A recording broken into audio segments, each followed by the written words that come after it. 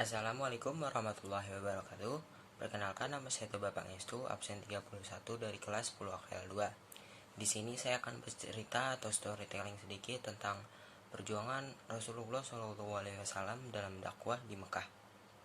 Di masa awal dalam dakwah, Rasulullah mulai dakwahnya dengan cara sembunyi-sembunyi. Beliau terlebih dahulu menyebarkan ajaran Islam ke keluarga, tetangga, dan kerabatnya. Kemudian dakwah Rasulullah dilanjutkan dengan dakwah terbuka ketika Rasulullah SAW menerima perintah dari Allah Subhanahu wa Ta'ala. Allah mengutus Rasulullah SAW untuk mendakwahkan ajaran agama Islam kepada masyarakat lebih luas secara terang-terangan. Sayangnya dalam perjalanan dakwah Rasulullah SAW ini tidak berjalan lancar, justru mendapat banyak tentangan dari berbagai pihak masyarakat.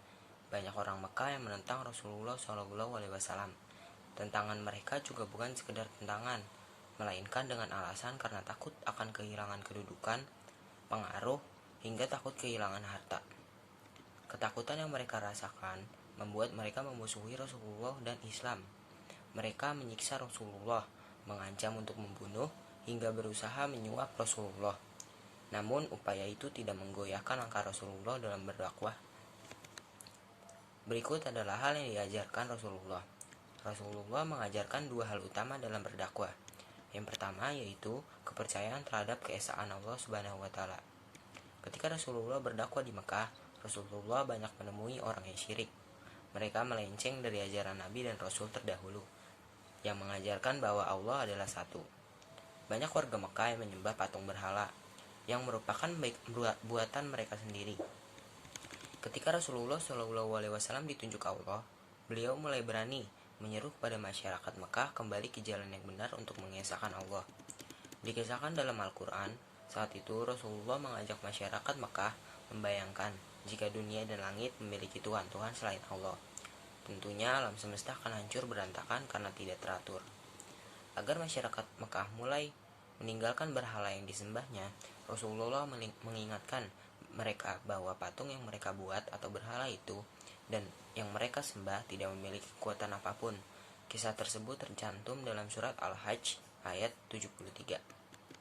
Yang kedua adalah kepercayaan kepada hari akhir.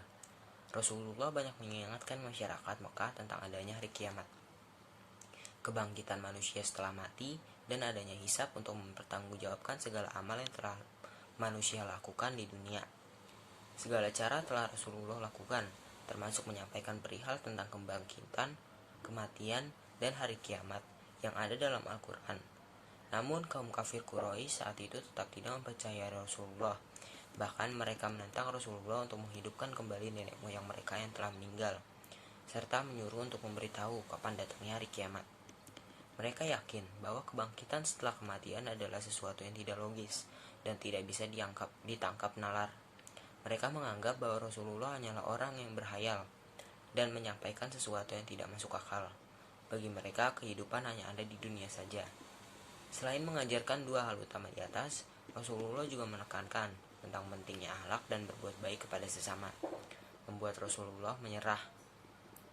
Penolakan dari masyarakat Mekah tidak membuat Rasulullah menyerah dan terus berjuang, hingga akhirnya Islam bisa diterima sampai hari ini. Adapun mereka yang pertama masuk Islam pada periode ini adalah Abu Bakar As-Siddiq, Umar bin Khattab, Utsman bin Affan, Ali bin Abi Thalib, Talhah bin Ubaidillah, Az-Zubair bin Al-Awwam, Abdurrahman bin Auf, Abu Ubaidah bin Al-Jahar, Sa'ad bin Abi Waqqas, dan Sa'id bin Zaid. Orang-orang ini kemudian mendapat julukan As-Sabiqunal Al-Awwalun, yaitu orang yang pertama masuk Islam. Sekian dari saya, kurang lebihnya mohon maaf. Wassalamualaikum warahmatullahi wabarakatuh.